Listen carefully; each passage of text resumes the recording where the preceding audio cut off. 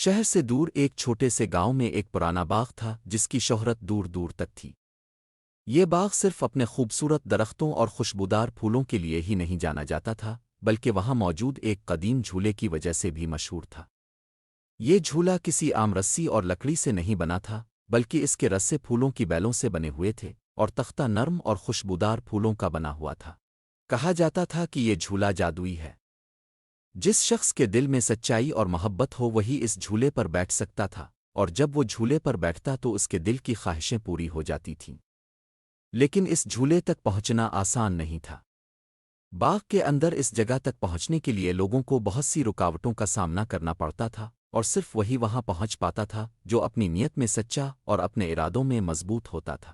علیہ ایک نوجوان لڑکی تھی جو اسی گاؤں میں رہتی تھی۔ وہ بچپن سے اس جھولے کی کہانیاں سنتی آئی تھی۔ اس کی دادی ہمیشہ اسے بتاتی تھیں کہ یہ جھولا کسی عام جھولے کی طرح نہیں ہے، اور جس دن تمہارے دل میں سچائی اور محبت ہوگی تم اسے پا سکو گی۔ علیہ کے دل میں ہمیشہ سے ایک خواہش تھی کہ وہ اس جھولے پر بیٹھے اور اپنی تمام خوابوں کو حقیقت بنتے دیکھے۔ ایک دن علیہ نے فیصلہ کیا کہ وہ اس جادوئی جھولے کو تلاش کرے گی اور اپنی خواہش پوری کرے گی۔ وہ جانتی تھی کہ یہ آسان نہیں ہوگا، لیکن اس کے دل میں پختہ ارادہ اور علیہ نے اپنے سفر کا آغاز کیا۔ وہ باغ کی طرف چل پڑی جہاں اس نے سب سے پہلے درختوں کا ایک گہرا جھنڈ دیکھا جو باغ کی حدود کو چھپا رہے تھے۔ ان درختوں کے درمیان سے گزرنا بہت مشکل تھا کیونکہ ان کی شاخیں ایک دوسرے سے اس طرح لپٹی ہوئی تھیں جیسے وہ کسی کو اندر جانے سے روکنا چاہتی ہوں۔ لیکن علیہ کے دل میں سچائی اور محبت تھی، اس نے ہار نہیں مانی اور آہستہ آہستہ راستہ بنا کر آگے بڑھتی گئی۔ جب وہ درختوں کے اس جھنڈ سے باہر نکلی تو سامنے ایک خوبصورت جھیل تھی۔ جھیل کا پانی صاف اور شفاف تھا، لیکن اس کے کنارے پر کانٹے دار جھاڑیاں تھیں جو بہت خطرناک لگتی تھیں۔ ہر قدم پر کانٹے علیہ کے کپڑوں میں الفالجے رہے تھے اور اس کے پاؤں زخمی ہو رہے تھے، لیکن وہ پیچھے ہٹنے والی نہیں تھی۔ اس نے سوچا، اگر میری محبت سچی ہے تو میں یہ رکاوٹیں عبور کر سکتی ہوں۔ اس کے دل کی طاقت نے اسے مزید آگے بڑھایا اور وہ جھیل کے پار پہنچ گئی۔ اب وہ باغ کے سب سے اندرونی حصے میں پہنچ چکی تھی جہاں پھولوں کی خوشبو ہر طرف پھیلی ہوئی تھی۔ وہ جگہ حیرت انگیز طور پر خوبصورت تھی۔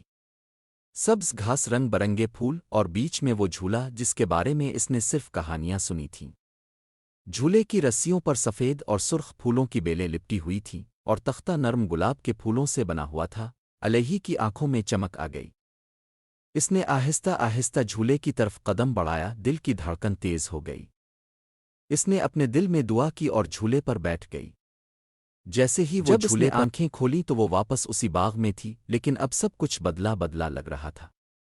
ہوا میں ایک نئی تازگی تھی، پھولوں کی خوشبو پہلے سے زیادہ گہری اور دلکش تھی، اور جھولا آہستہ آہستہ راک رہا تھا۔